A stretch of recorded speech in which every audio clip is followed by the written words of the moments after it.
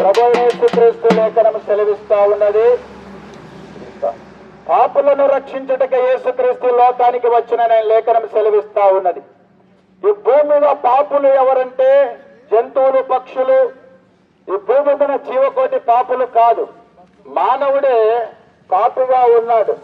ఆ పాప జీవితంలో జీవిస్తున్న మనిషిని యేసు ప్రభు చూసి మానవుడు నశించిపోవద్దని పాపులను రక్షించుటకు యేసుక్రీస్తు లోకానికి దిగివచ్చి ప్రపంచ మానవులందరి కోసము కలవరసులో ప్రాణత్యాగం చేసి రక్తాన్ని కార్చినాడు, శిలలో మరణించినాడు. మానవుని కోసమే దిగివచ్చి మానవులను ప్రేమించి మరణించినాడు. సాటి మానవుడు తప్పు చేస్తే ఇంకొక మానవుడు క్షమించలేడు. కుటుంబంలో పిల్లలు తప్పు చేస్తే తల్లిదండ్రులు క్షమించలేరు. భార్య భర్త తప్పు చేసిన ఒకరినొకరు క్షమించుకోలేని పరిస్థితి మానవ జాతిది. అయితే మానవులు ఎంత నీచులైనను పాపులైనను రక్షించుటకే ప్రభువైన యేసుక్రీస్తు వచ్చెను. ఎడ్ల రక్తము, మేకల రక్తము పాపము తీసివేయట అసాధ్యమని ఆయన లేఖనం అంటా ఉంది.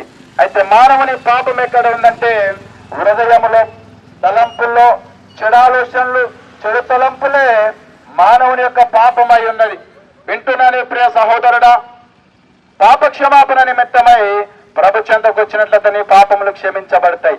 పాపం వల్ల వచ్చే జీతము మరణమనే లేఖనము సెలవిస్తా ఉంది. అయితే క్రీస్తు యేసునందు నిత్య జీవము. ఇది ఎందుకు ప్రకటిస్తున్నామంటే ఎవరిని మార్చడానికి కాదు, నీ మనసు మార్చుకో, నీ బుద్ధి మార్చుకో అని ఆ లేఖనం సెలవిస్తా ఉంది. ఎందుకంటే మనిషికి 2 మరణాలు ఉన్నవి. పాపముతోనే మరణించిన వాడు నిత్య నరకానికి వెళ్తా ఉన్నాడు. ప్రభుని నమ్మి మరణించిన వాడు స్వర్గానికి అనగా పరలోకానికి చేరుతా ఉన్నాడు. ఆ పాప భారం అంతా కొట్టివేయబడతా ఉంది.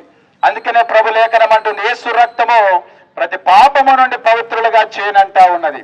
కాబట్టి బట్టలకు మురికి పోవాలంటే సబ్బు ఎలా వాడుతున్నావో, నీ పాపం పోవాలంటే యేసుక్రీస్తు రక్తం నీకు అవసరమైంది. వింటున్న నీవు సహోదరుడా, గ్రహించుకొని భూమి ఉన్నప్పుడే పాపములు విడిచిపెట్టి రక్షణ పొందమని ప్రభు పేరిట ఈ మాటలు మీకు చెప్తూ ఈ మాటలు ముగిస్తున్నాను. ప్రార్థన చేసుకుందాం.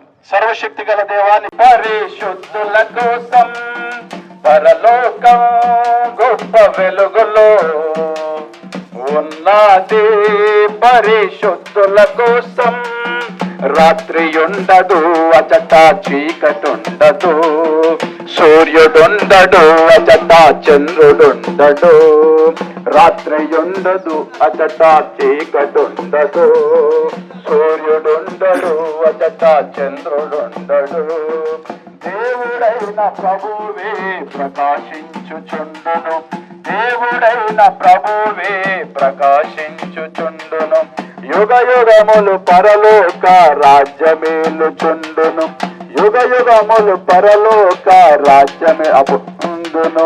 2 దారులు, ఏ దారి కావాలో మానవా, 2 దారులు, ఏ దారి కావాలో మానవా, ఒకటి పరలోకం మరి ఒకటి